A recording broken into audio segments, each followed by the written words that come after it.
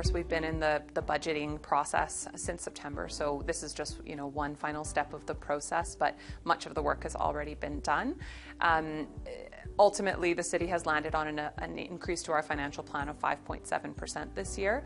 It's still higher than where we would like to see it, but unfortunately, the reality of aging infrastructure, we want to make sure we're investing enough in infrastructure renewal and those critical projects that we are just about to undertake. A few big projects on Argyle Street for a combined sewer and water overflow, and as well a major water infrastructure line as well. So more than that, obviously, in the budget, but those are a couple of big projects that are driving our budget this year.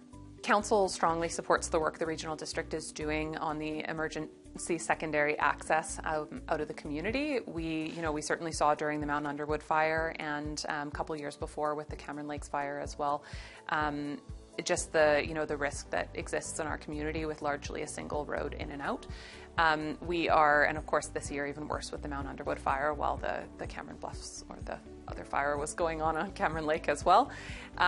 So we've been working with the Regional District through the Transportation Committee for quite some time now, and I think it feels like we're starting to make some good traction and progress. So looking forward to continuing that work. Secondary access in and out of our community is extremely important long term, and it won't be a quick solution, but we are certainly anticipating making some strong movement.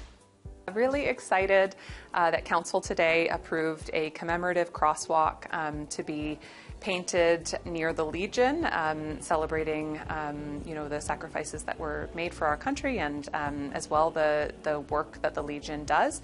The Legion has worked with city staff to work on plans and what that could look like in possible locations. They came back to us and with a budget that we thought was very reasonable, and I think it's a project that we're very happy to support. So you will soon see, hopefully at Johnston and River Road, you'll see the installation of a Lest We Forget crosswalk, recognizing the veterans and all who sacrificed for our country. Very excited and thankful to our Parks, Recreation and Culture staff for working with community groups, and I think planning some really fantastic activities for our community to celebrate Canada Day.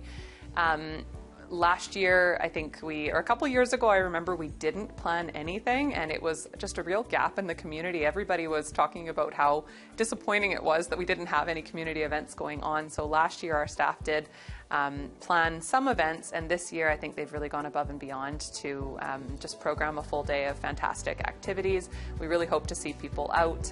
It's a wonderful day to celebrate our community and our country.